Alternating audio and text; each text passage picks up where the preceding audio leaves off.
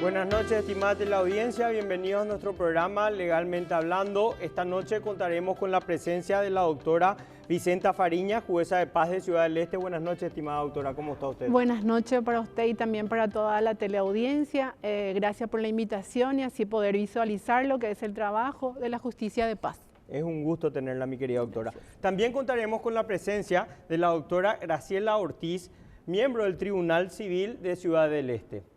Muy buenas noches, un gusto. Agradecemos la invitación a tu programa y también un saludo a la audiencia. Felices de poder estar acá y dar nuestro aporte como operadores de justicia. Muchas gracias, doctora. El honor de tenerlas nuestro.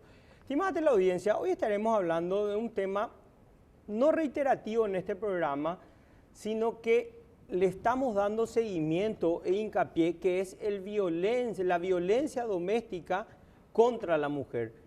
Porque los casos de feminicidios siguen creciendo. Entonces es nuestro deber moral seguir tocando este tema y hacerle saber a la mujer paraguaya, en cualquier lugar que se encuentre, cuáles son sus derechos y cómo puede prevenir esto. Mi querida doctora Vicenta, ¿cómo está? Doctora, ¿quiénes pueden denunciar la violencia doméstica o intrafamiliar? Sí. Cualquier persona que se siente que tiene lesiones, maltrato físico, psíquico, sexual o se siente agraviado, vulnerable en su condición de ser humano, entonces debe presentarse ante el juzgado de paz de su localidad y realizar la respectiva denuncia de violencia doméstica. También puede hacerlo dentro de la comisaría del barrio, porque nosotros trabajamos en conjunto tanto con la Policía Nacional, con el Ministerio Público y con la Secretaría de la Mujer. Si una víctima se va primeramente a la comisaría, entonces la comisaría nos remite la denuncia, entonces nosotros debemos dictar esa medida de protección. Si lo hace dentro del Ministerio Público, ellos también tienen la función de remitir, porque al final el órgano encargado de dictar esa medida cautelar de proteger a la víctima es el juzgado de paz. Es por eso que existen juzgados de paz en todos los rincones del país, justamente para dar esa protección, esa contención a nuestras víctimas. En Alto Paraná tenemos 26 juzgados que están habilitados para ese efecto. Excelente. Mi querida doctora, es importante destacar que la persona no debe estar acompañada de un profesional abogado. Puede ir sola. Así Lo mismo. único que necesita es su número de cédula. ¿Estoy en lo correcto? Así mismo, Ricardo. Lo puede hacer y así también. Si la persona, porque muchas veces la persona que sufre violencia no puede salir de su casa. Entonces cualquier persona que tenga conocimiento de ese hecho, puede ser el vecino, puede ser la amiga, puede ser un compañero, entonces puede ir y efectuar esa denuncia y nosotros sí como juzgado de paz le vamos a recibir. Si la víctima se va, no hace falta que tenga un documento de identidad. Nosotros le vamos a dar esa medida de protección porque nuestro principio es la verosimilitud. Nosotros, si viene nuestra víctima, nosotros le creemos a ella y debemos de dictar medidas inmediatamente. No hace falta que tenga abogado, eso puede hacer en forma oral, nosotros tomamos la denuncia, si se va al juzgado de paz. Y también es importante entonces destacar, esto es nuevo para mí, que una tercera persona pueda hacer la denuncia. O sea, una persona que tenga conocimiento del hecho de violencia contra alguna mujer o persona puede ir a hacer la denuncia por esta persona ante el juzgado de paz. Exactamente. La ley 1600 da esa posibilidad en uno de sus artículos de que una tercera persona sí pueda ir a hacer esa denuncia de violencia doméstica para esa persona que muchas veces no puede salir del hogar porque está sufriendo a través de su agresor. Eso está muy bueno y es la primera vez que lo escucho, por lo tanto, suma bastante. Mi querida doctora Graciela, ¿cuál es el marco normativo aplicable para estos casos? Muy bien, en realidad cuando hablamos de violencia contra la mujer en todas sus formas, no solamente debemos hacer referencia a la violencia doméstica y física, ¿verdad? Entonces, el Estado paraguayo, a partir de la Constitución del año 92, establece como política y rescata dentro de este reconocimiento como derecho humano de las mujeres y de toda persona para evitar justamente la violencia a ser ejercida, Entonces, garantiza tanto la igualdad de los derechos y la no discriminación, estableciendo justamente estas disposiciones referentes a la igualdad del hombre y la mujer, a la protección de la mujer contra toda forma de violencia. Entonces, el marco normativo se basa en lo que dispone nuestra Constitución Nacional y luego de todas estas disposiciones que hemos mencionado, también se encuentran los protocolos, tratados internacionales, la Convención de Belén do Pará, La de Brasilia, la de Brasilia, las 100 reglas de Brasilia, que forman parte del derecho positivo nacional. Pero siempre hago hincapié que la gente que toma estos casos en grado de apelación, que son los juzgados civiles, no aplican esos convenios. Bueno, en su gran mayoría. Ya he escuchado varios casos y tenemos denuncias, dicho sea, en nuestro mail de denuncias de que no aplican. Bueno, no podemos generalizar.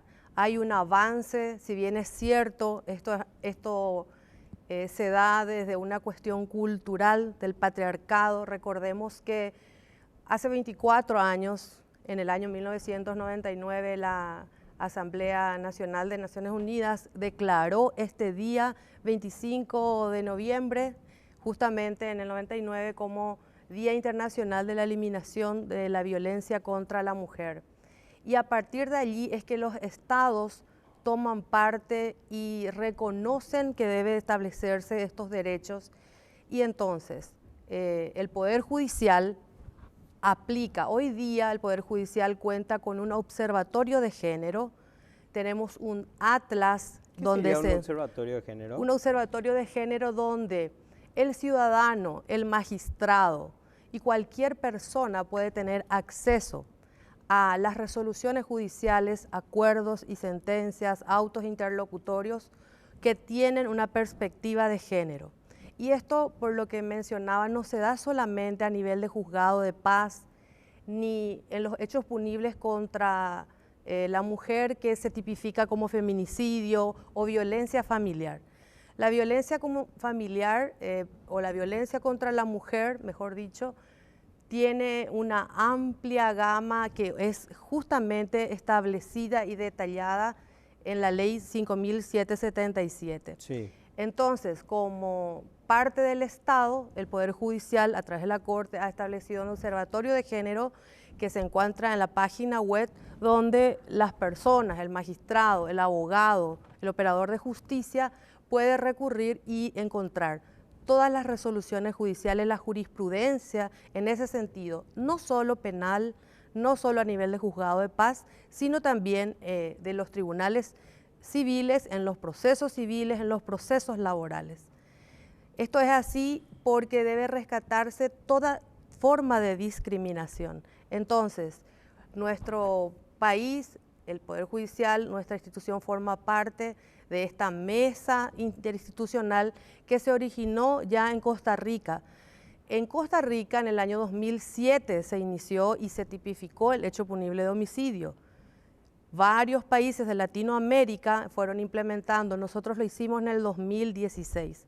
Y a partir de allí es que se establece con claridad que no solo puede ser violencia física la que es ejercida contra la mujer, sino hay otras formas de violencia. Todas estas resoluciones, estos videos, esta información se encuentran en ese observatorio que están en la página del Poder Judicial. Esto ayuda, hay capacitaciones tanto a los magistrados como a los funcionarios y es de utilidad para el público en general. Excelente. Mi querida doctora, cuando hablamos de tipos de violencia, ¿cuáles serían esos tipos de violencia y sus conceptos? Y tenemos... En cristiano normal, doctora. Acordate, Bueno. en nuestra audiencia varios no son colegas, entonces tiene que ser normal. Voy a empezar ahí. Bueno, anteriormente con la ley 1600 teníamos solamente 3 tipos de violencia, que era la física, la psíquica y la sexual. Luego vino la ley 5777, entonces hizo una innovación en todo lo que es, son 15 tipos de violencia que ahí la colega le va a estar hablando al respecto. 15 tipos. Mi querida doctora, Sí. si nos puedes Sí. definir, por Sí. favor. Por lo menos las principales vamos Sí. a señalar. Justamente se encuentra la violencia telemática, que hoy día es muy utilizada cuando se cosifica a la mujer y se trata de humillarla utilizando imágenes para justamente obtener algún provecho o coaccionarla de algún modo. Entonces, esto no solamente se da en un proceso penal, puede ser en un proceso civil. Incluso aquellos hermanos que se pelean por bienes dentro de una sucesión, muchas veces denuncian falsamente un hecho de violencia y a su vez establecen con la finalidad de obtener la posesión de un inmueble que es objeto del litigio o de la sucesión, que es un bien. Entonces denuncian violencia familiar o le están amenazando o con imágenes que justamente afectan la dignificación de la mujer A través de, y a través de amenazas, de videos, a los efectos de obtener algún beneficio.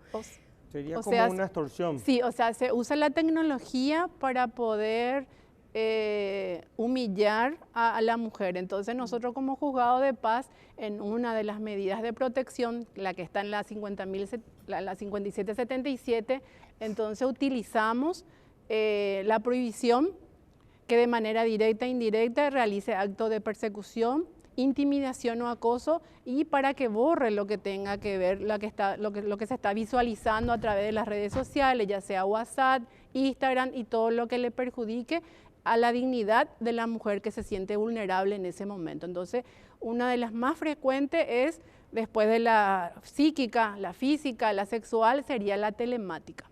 La telemática. Sí. Es como un acto de humillación, de desvalorización a la mujer a nivel público, para presionarla, hostigarla y obtener algún beneficio. Por eso que debemos dar a conocer que no solo se circunscribe al aspecto físico, para decir esto solamente tiene intervención el juzgado penal, el juzgado de paz, sino se da en todas las formas. Y el magistrado, el fiscal, el abogado debe tener la capacidad de identificar esto y denunciar a los efectos de que el juez tome las medidas al respecto. Es por eso que usted dice, puede que haya justamente tribunales o juzgados que no lo apliquen. El operador de justicia debe exigir, porque esta es una línea bajada por la Corte como parte de estas mesas integrantes y como sobre todo responsable de aplicar la ley que como país hemos signado, hemos ratificado estos convenios internacionales. Somos firmantes y por el principio de convencionalidad no podemos dejar de aplicarlos. No, de hecho, en el tema de prelación está la Constitución Nacional y después ya vienen los acuerdos internacionales. Es así mismo. Segundo, aparte de la telemática. Sí, vemos la física, la psicológica, la violencia sexual. ¿Podríamos explicar qué es la violencia psicológica, mi querida doctora? Sí, cómo no. Nosotros somos un programa altamente didáctico, sí. Entonces la idea es explicarle a la audiencia, porque puede haber entre la audiencia una persona que esté pasando por esto, cómo aplica la violencia psicológica, en qué consiste y qué hacer ante la violencia psicológica. Cómo no. Para diferenciarla de la física, justamente debemos de entender que la violencia psicológica se refiere a toda forma de coacción y a impedir el ejercicio de sus derechos, de sus libertades de la mujer. Aquella mujer que no puede salir a trabajar por una expresa prohibición, aquella mujer que es hostigada, aquella mujer que es aislada, controlada en el desarrollo de sus actividades, aquella mujer que no puede desarrollarse profesionalmente o que en todo caso tiene prohibiciones, es humillada. Eso es violencia psicológica. O sea, no es necesario llegar a la violencia física, es decir, desvalorizarla, decirle que no vale como persona, sí, al punto que eso disminuye sus capacidades y entonces no puede desarrollarse como tal. Uno puede ser testigo de esto, en cualquier lugar se encuentran estos hechos y nosotros como ciudadanos debemos de conocer para poder hacer algo al respecto. Doctora, ante un hecho de violencia psicológica, ¿cuáles son los mecanismos de prueba? Sí. ¿Qué hace plena prueba de este hecho? No hace falta, por eso que dije de un comienzo que la verosimilitud es para nosotros nuestro principio, nuestro órgano rector, entonces nosotros le debemos creer. Porque muchas veces viene la mujer a hacer la denuncia y tanto tiempo estuvo debajo de esa situación, de repente que le dice el hombre, vos no servís para nada, vos sos fea, vos no vas a poder, la justicia no te va a ayudar, no te va a creer. Entonces ellos vienen. Para mí, una mujer que viene a hacer una denuncia, porque sería el 30% lo que vienen y se presentan y son valientes. Porque para salir de esa situación, de ese ciclo de violencia que ellos muchas veces no se dan cuenta, entonces para mí y para todos los operadores de justicia son personas valientes que se van y están pidiendo auxilio y nosotros estamos. Es por eso que nosotros debemos dar inmediatamente. Entonces, ¿cuál es la situación? Uno de los tipos de medida que más utilizamos es, normalmente viven juntos, entonces ordenamos la exclusión de hogar de ese agresor, donde está conviviendo. Muchas veces puede ser en el ámbito del trabajo. Entonces, ¿qué hacemos? Una prohibición de acercamiento contra el agresor. Se da en diferentes ámbitos. Muchas veces nuestras víctimas sufren porque normalmente suceden de noche, donde el marido llega borracho, ahí le maltrata, entonces muchas veces sale con sus hijos, no lleva lo que son sus cosas personales, sus documentos. Entonces también podemos ordenar el reintegro de esa persona a ese hogar y evidentemente por ende debemos ordenar la exclusión del agresor. Acá hay algo muy importante para poder comprender a cabalidad de este tema. La persona víctima de violencia psicológica puede solicitar que la persona que le implanta o el marido que le está coaccionando psicológicamente deba ser desalojado del hogar, o sea, excluido del hogar. Sí, la palabra sería exclusión, ¿verdad? Exclusión. Porque es una y medida ella se cautelar. queda con sus hijos y el marido debe salir. Debe salir. ¿Y esa medida dura? Y normalmente, como una medida cautelar, tiene su tiempo de validez. Con eso se inicia el proceso. El proceso se inicia con la denuncia y con la medida de protección en forma urgente. Luego viene la audiencia, la sustanciación, y ahí presenta las pruebas el agresor. Luego se dicta una sentencia donde ahí se pone la validez de esa medida cautelar. Normalmente es de 30, 60 y 90 días. Ese es el tiempo de validez. Pero tenemos casos en que hay reincidencia. Claro, por Entonces, eso. Y a lo que me lleva a otro tipo de violencia para hablarlo al volver de la pausa, que es la violencia financiera o económica. Ya volvemos luego de la pausa.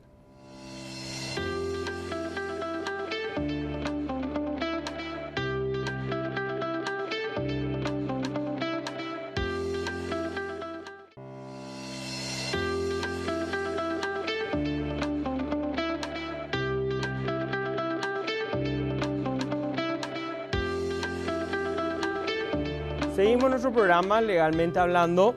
Mi querida doctora Graciela, cuando hablamos de violencia económica, ¿por qué digo esto? Porque lo sacaron de la casa a la persona que estaba coaccionando psicológicamente a la mujer y eso siempre conlleva un nuevo proceso, que es la violencia económica, porque como salió de la casa, ya no aporta nada. Los hijos quedan, la señora queda al cuidado de los hijos y las cuentas hay que pagarlas durante el proceso judicial. Esa es una realidad que debemos abarcar para que la gente pueda entender qué derechos tiene ante esta situación.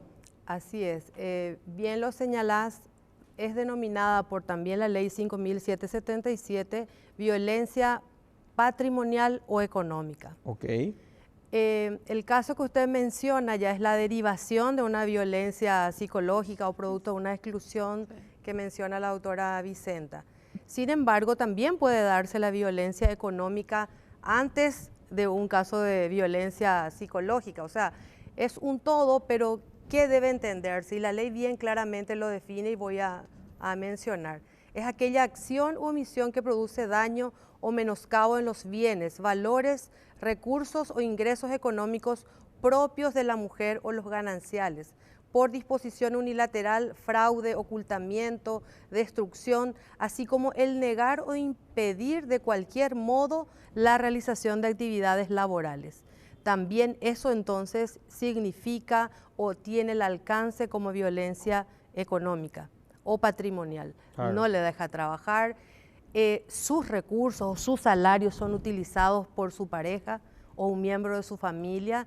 Recordemos que este ciclo de violencia no se da solamente con la pareja o la expareja, que también puede darse, sino puede darse en el ámbito familiar. Totalmente, incluso. o sea, yo conozco casos, Sí. no basta decir conozco casos. Entonces, utiliza sus bienes, los oculta, dispone de ellos, usa su tarjeta sin autorización. Entonces, lo que queremos entender con esto es que, como si usted dice, excluido, no aporta, esto implica ya también la necesidad de hacer otra denuncia, porque allí ya qué derechos están siendo afectados, no solo aquellos derechos de la mujer, sino también los de sus hijos, que tienen derecho a percibir el alimento. Y muchas veces esto es confundido porque se dice la prestación o la pensión de alimentos es para la mujer, lo mal utiliza, ¿no? Esto es un derecho y la mujer a veces por orgullo o desconocimiento no quiere denunciar. La paraguaya es orgullosa. Sí, ¿no? orgullosa. Nosotros no debemos a nuestras mujeres. Exactamente, Después de la guerra del 70 dice, fueron las mujeres las que sí, reconstruyeron solo me el voy a país. encargar yo. Entonces, pero esto debe entenderse que no es un derecho de la mujer, es de aquel niño que necesita desarrollarse integralmente y para ello necesita el apoyo de ambos progenitores. Entonces, seguimos en la práctica. Doctora Vicenta, lo excluyeron del hogar, el hombre se niega a dar cualquier tipo de ayuda económica o sustento del hogar de la señora y los hijos. ¿Qué derecho le asiste y qué hace? Y justamente también trabajamos con la gente de la Defensoría, ¿verdad? Entonces le aconsejamos que se vayan y hagan una, porque nosotros solamente estamos en el ámbito de proteger a nuestra víctima. También en la 5777 hay un ítem que tiene como medida de protección el inventario de los bienes, porque muchas veces la pareja se separa y muchas veces queda el hombre en la casa. También suele dar caso. Entonces, nosotros como juzgado de paz podemos hacer ese inventario porque hasta empezar un divorcio, una disolución lleva su tiempo. Totalmente. Entonces, como es una medida cautelar, debe ser en forma urgente y si de repente hay niños de por medio, también se puede dar la prestación. No es en mi caso porque en la cabecera sí existen juzgados especializados de la niñez, pero donde no existe primera instancia, entonces mis colegas también tienen esa función de referirse a lo que es todo lo relacionado a la niñez. Y en términos de tiempo, de plazos, ¿de qué estaríamos hablando, mi querida doctora? Yo sé que no es tu parte del derecho, porque sos jueza de paz, Sí. pero queremos decirle a la persona cuáles son los derechos que les asisten. Bueno, no le dio un peso, acuda a la Defensoría y acciona por una prestación. Por una prestación. Esa sería la salida procesal y la denuncia que tiene que hacer, porque nosotros no podemos, nuestra misión es darle protección a nuestra La competencia víctima. de cada juzgado sí, está no podemos, claro. sí. Perfecto. Mi querida doctora, ¿qué otro tipo de violencia tenemos? Tenemos la violencia laboral. Laboral, Sí. ¿en qué consiste, por favor, si podemos Y definirlo? es aquella que es ejercida justamente también hacia la mujer para discriminarla en su lugar de trabajo. Puede ser por sus superiores, puede ser por aquel compañero de trabajo. Entonces, cualquier humillación que justamente se refiera a la dependencia económica, en este caso del superior jerárquico, y que afecte, en este caso, o que discrimine a la mujer, se llama violencia laboral. No podés hacer este trabajo porque vos sos mujer. No podés desempeñarte en este trabajo o a aquella compañera de trabajo le va a tocar justamente el aspecto más difícil del trabajo, cuando que en igualdad de condiciones todos los empleados pueden desempeñarse, sobre todo en un rubro determinado. Entonces, esa violencia laboral por su condición de mujer o para discriminarla como tal, también es violencia laboral. Cuando hablamos de discriminarla en su condición de mujer, ¿un ejemplo sería? Sí, como el que señalaba, este trabajo no podés desempeñarlo o vas a hacer el trabajo más pesado. Tenés que vestir una ropa corta porque en la recepción vos podés desempeñarte mejor o mostrar tus piernas o mostrar tus partes porque así vamos a vender mejor. Entonces pasa a ser cosificada Ok. Esa discriminación, esa desvalorización por su condición de tal puede darse en el trabajo también. Entonces esto es violencia laboral. Volvemos a la práctica, mi querida doctora Vicenta. En el Sí. trabajo a una mujer la piden que vaya escotada y con minifalda. ¿El derecho la asiste de qué manera y qué debe hacer? Una vez que ella se sienta agraviada, vulnerable en el ámbito laboral, entonces puede acudir al juzgado de paz y el juez de paz va a dictar la medida viendo esa situación donde ella se encuentra. Entonces puede ser uno que el juez considere más de repente, dada la situación, puede ser que la verdad que nunca tuve la parte laboral. Sí, No, claro, pero es importante destacar. sí. ¿Por qué? Porque estos son los ejemplos que hay, Sí. que existen, esa es la realidad, o sea, no podemos negar nuestra Sí, realidad. sí. Entonces, ¿cuál es el derecho que le asiste a esa mujer que le piden que traiga un escote y una minifalda? O sea, claro.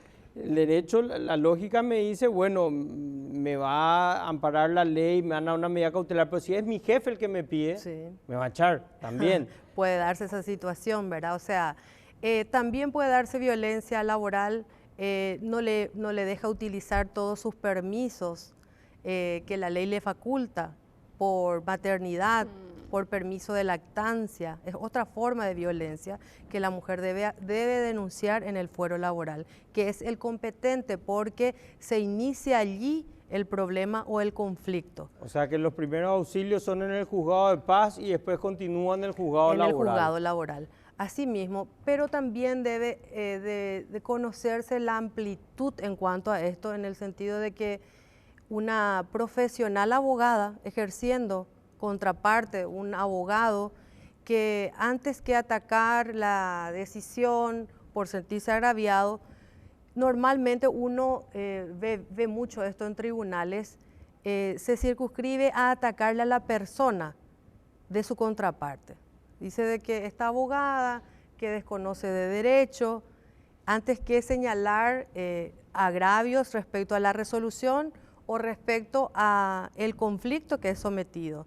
Entonces, el juez laboral puede tomar una decisión en el sentido de tachar aquellas expresiones discriminatorias contra su adversario o muchas veces contra el propio magistrado. Esta es también violencia laboral. ¿Por qué? Porque se da en el marco del desarrollo de las actividades que se presentan, que los profesionales presentan dentro de un proceso. Entonces, descalifica a la abogada contraparte o descalifica a la magistrada antes que hacer referencias a su intervención como parte actora, como en un proceso penal como defensa. Entonces, estas circunstancias también pueden darse. El magistrado debe tomar nota de esto y corregir esas situaciones. También la Corte Suprema de Justicia tiene el Consejo de Superintendencia que puede abrir una investigación, sumariar a los profesionales que faltan de esta manera y que litigan de mala fe. Esto también puede darse como violencia laboral. Claro, creo que las denuncias de superintendencia suelen dormir el sueño de los justos, no es muy proactivo. ¿Qué otro tipo de violencia tenemos, mi querida doctora? Sí, la violencia política. Política. Sí, esto es, realmente podemos decir hoy día que hay un avance en cuanto a esto. La mujer antes no tenía derecho a votar.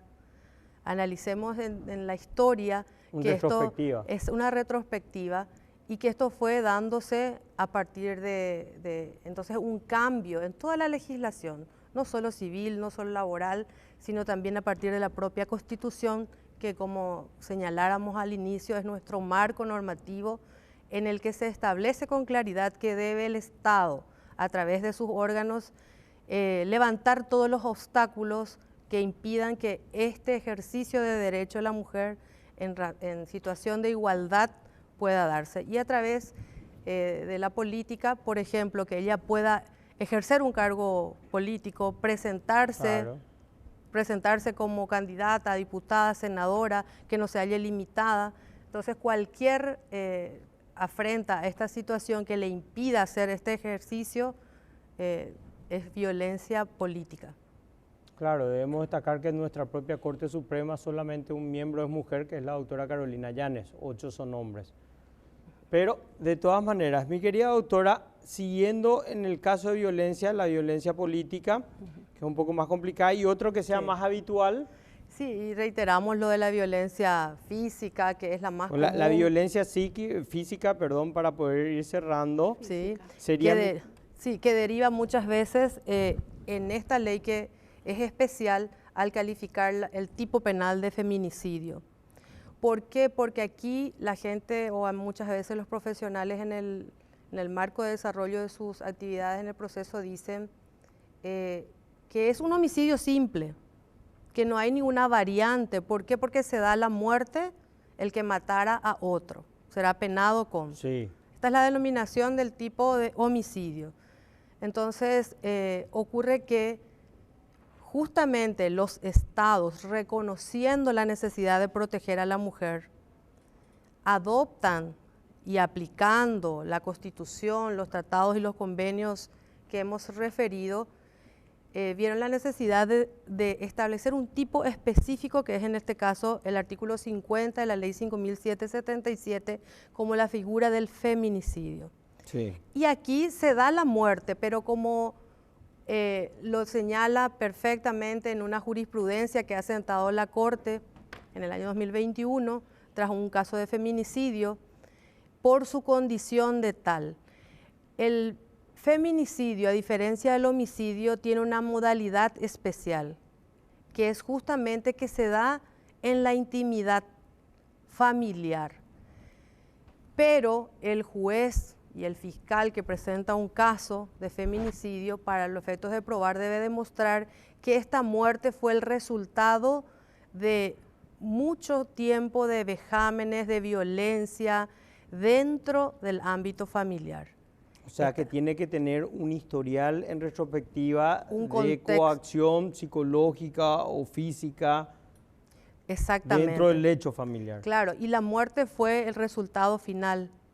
Entonces, estos casos que se encuentran, como hemos señalado, para no citar con precisión ninguno, todos se encuentran en el Observatorio de Género, el Atlas, donde las personas pueden ver justamente estas sentencias y resoluciones en las cuales los jueces, la Corte, los tribunales han establecido, dictado resoluciones desde este punto de vista, y este caso en particular de feminicidio, que fue por apelación, por casación a la sala penal, la Corte ha hecho una interpretación, esta misma sala penal, donde establecen con claridad cuál es el alcance del feminicidio, que a diferencia del homicidio tiene esta modalidad, que es la intimidad, y que el resultado muerte se da como un epílogo de mucho tiempo de violencia, y debe ser analizado dentro del contexto de la violencia ejercida contra una mujer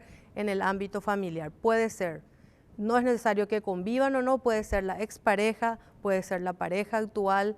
Entonces, esa es la interpretación que se da a la luz de esta ley que protege todo tipo de violencia y discriminación contra la mujer. Doctora Vicenta, cuando hablamos de violencia física, ¿eso se puede conciliar? Luego de una medida cautelar, luego de la protección de la mujer que solicitó, ¿es conciliable? ¿Se puede? Acotando lo que dijo la colega, normalmente también llegan a la oficina personas vulnerables que nosotros vemos que tienen el ojo morado. Sí. Entonces, y no quieren ir ante el Ministerio Público. ¿Por qué? Porque no quieren que su pareja o su expareja vaya a prisión. Entonces, solamente al juzgado de paz para dar la medida de protección. Entonces porque nosotros estamos para dar protección a nuestra víctima, pero ¿quién es el órgano encargado de la persecución? Es el Ministerio Público. Entonces, nosotros directamente le llamamos a la gente de la Secretaría de la Mujer y para que le acompañe a esa víctima ante el Ministerio Público para efectuar una denuncia penal. En lo que es referente a la conciliación, justamente no podemos, porque la ley 5.777 prohíbe la conciliación, ya sea antes, durante lo que es la violencia doméstica. ¿Por qué? Porque esa mujer no está en condiciones de discernir lo que es bueno para ella, porque ella se encuentra dentro de un ciclo de violencia. Por eso que muchas veces se malinterpreta, porque al juez de paz se le ve como alguien conciliador, mediador. Sí. Claro que tenemos múltiples funciones, entonces sí podemos en el ámbito civil, en el ámbito laboral, pero está prohibido en el tema de violencia doméstica la conciliación. Y nuestro día a día es que cuando vienen a la audiencia ya quieren retirar la denuncia, porque se le da la medida cautelar, luego la ley dice dentro de los 3 días dictamos la audiencia y normalmente ya vienen, no, fue un malentendido, ya va a pasar, él va a cambiar, entonces nosotros no podemos escucharle a nuestra víctima y decir, inclusive hubo casos en Alto Paraná en donde la pareja se fue, comentó eso y el juez le explica, ¿verdad?, los alcances, que eso él no puede, que tiene que dictar su medida, y hubo un caso de feminicidio. Porque muchas veces son ellos los que no respetan también la ley, ¿verdad? Lo que nosotros le damos la medida de protección, pero la mujer cree que el hombre va a cambiar y se va y pierde la vida. Eso es gravísimo y es un caso que se da en nuestra realidad en el país. Mi querida doctora, en el caso del feminicidio, como bien lo dijiste, ¿cuál es la diferencia entre la normativa en lo que castiga, en los máximos de años? ¿Le suma años?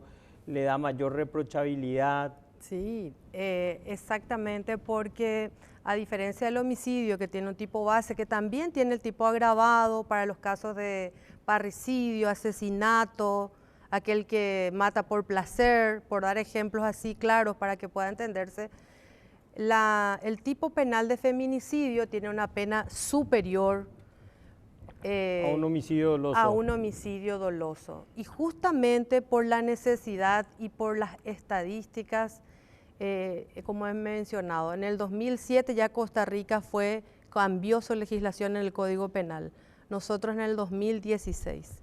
Entonces, tenemos las herramientas como para que si un caso es investigado y probado de la manera en que se puede demostrar justamente que esta muerte se dio tras años de violencia en el contexto familiar y en la intimidad por la condición de la mujer, esto se agrava y la sanción es mayor, va de 10 a 30 años. Perfecto. Para responder al volver de la pausa, mi querida doctora, ¿qué significa la violencia contra las mujeres por su condición de mujer? Ya volvemos luego de la pausa.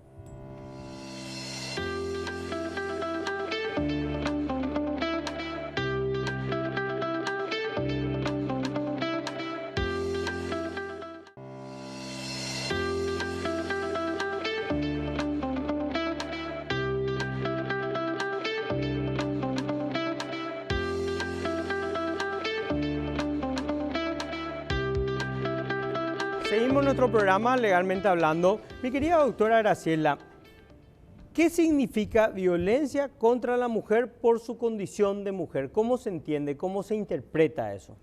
Muy bien, y esto es justamente lo que declara de manera precisa la Ley 5.777. Recordábamos y no lo hemos citado todo también, puede darse la violencia reproductiva. Aquella mujer a quien no se le permite hacer una planificación familiar o en su caso que es víctima de abortos no deseados o no puede establecer un número de hijos que desee tener. Hay violencia obstétrica, aquella violencia que sufre la mujer cuando va a un hospital y puede ser víctima de una obstetra, de una enfermera, de un médico. Muchas veces ustedes habrán escuchado que se dice, por ejemplo, se le esperó y se dijo que ya tenía que irse, dar a luz. Y se deja que la mujer, ella a pesar de que da noticia de su situación en la que se encuentre, le dicen no, ahora no hay lugar, puede venir más tarde. Y esta mujer puede pasar con el resultado de la muerte de su hijo. O pese a que no está en condiciones de tener un parto normal, se la obliga en ese sentido, puede desangrarse. Esto también es violencia. O sea, que debe quedar en claro que toda afectación a esta dignidad de la mujer que como persona reconoce nuestra Constitución, no solo de la mujer, de los niños, del hombre, no solamente puede darse en el ámbito familiar, sino también, como hemos dicho, en su lugar de trabajo, en un centro asistencial. Entonces, todas estas afectaciones deben ser denunciadas. La mujer debe conocer sus derechos, debe de informarse, y cuando son denunciados, el fiscal, el juez de paz, el magistrado debe de rescatar esta situación y reconocer sus derechos aplicando la ley como corresponde.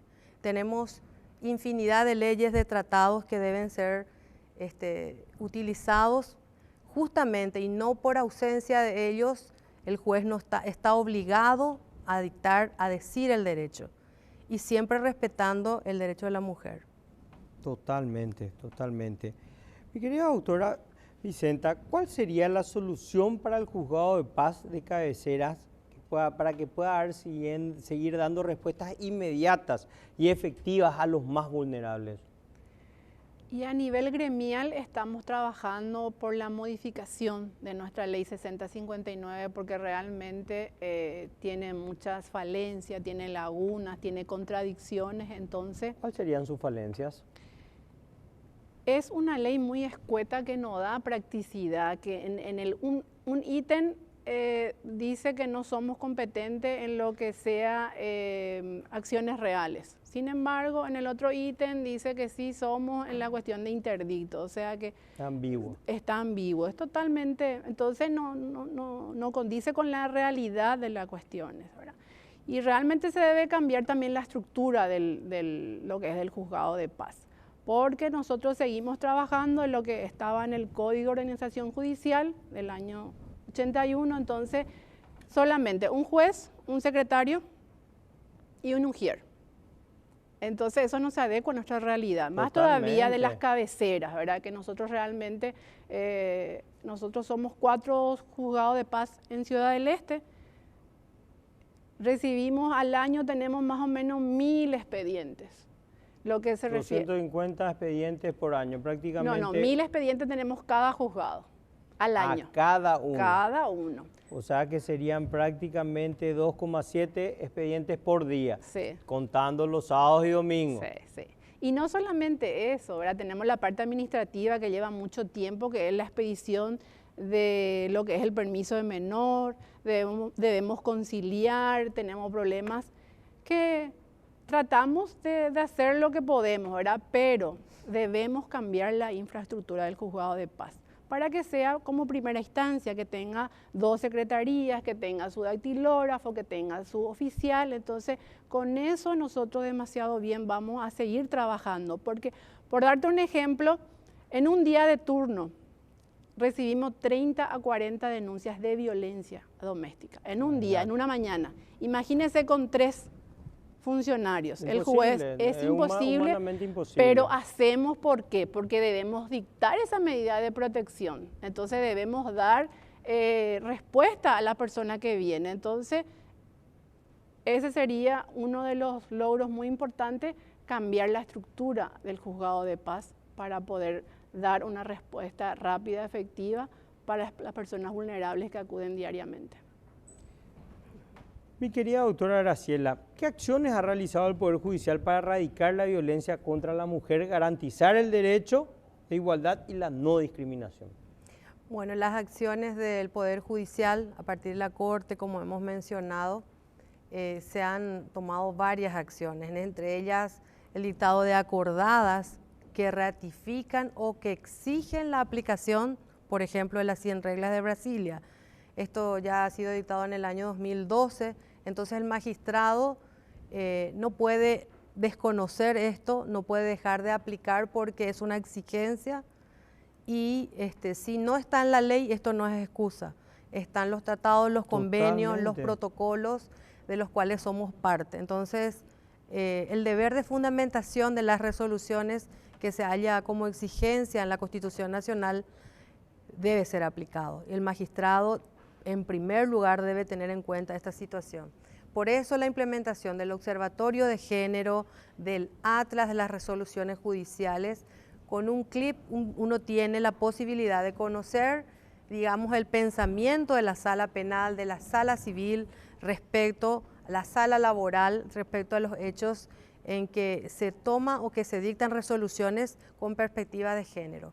Y justamente en estos días se ha hecho un concurso y van a ser premiados aquellos magistrados que presentan sus resoluciones en las cuales han considerado perspectivas de género.